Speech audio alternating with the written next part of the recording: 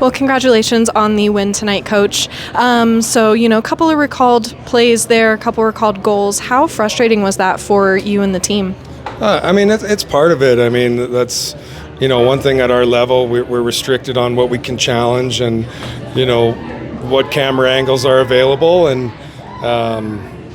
that's calls you got to deal with. But I'm just proud of our group that we stuck with it. We didn't have, our game going the first two periods and had a great response in the third after they scored.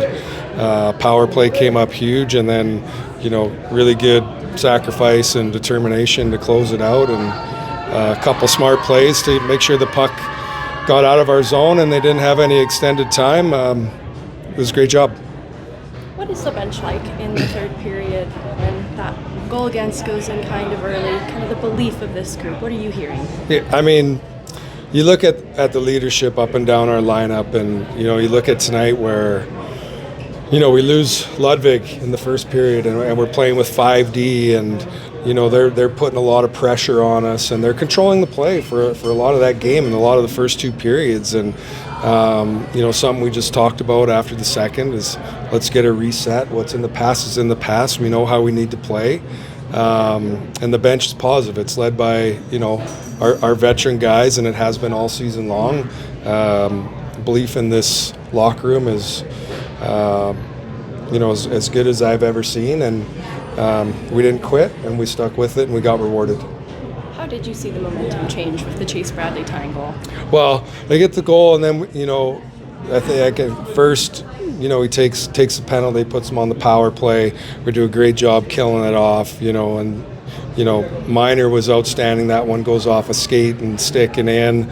But we responded right away. We put the puck in the right spot. We started driving our feet, using our speed, and that was something we talked about is let's try and put some more pucks on net. Let's not play on the outside. Let's put some pucks there and get some traffic and try to create some chaos. And Brads gets that one in, gives our team a little bit of life, and helped us kickstart the comeback.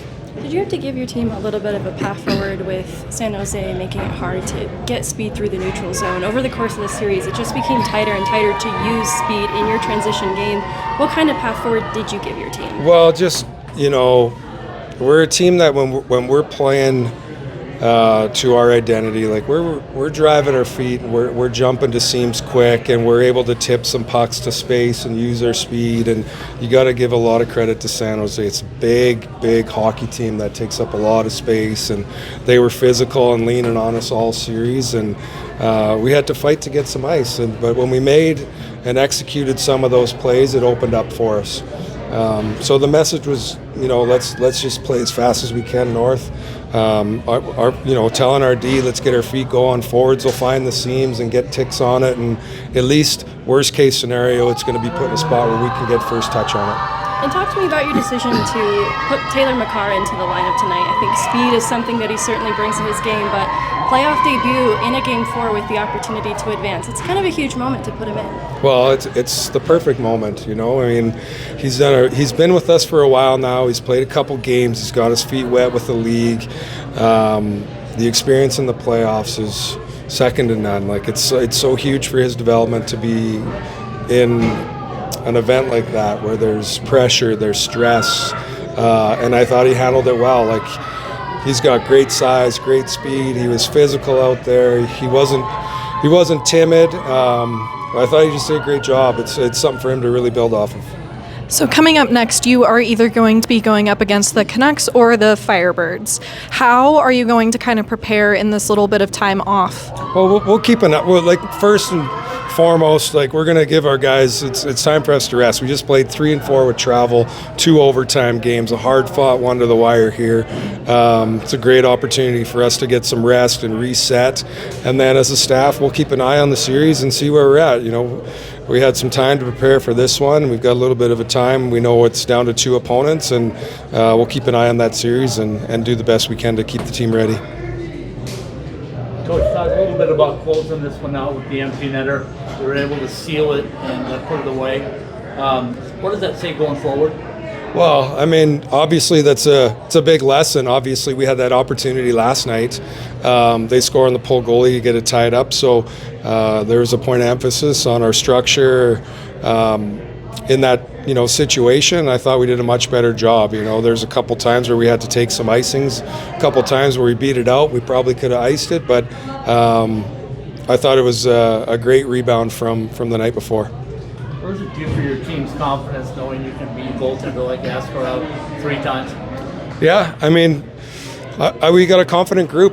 I mean, there hasn't been too many stretches this year where we've struggled to score goals, and this series was really tough 5-on-5.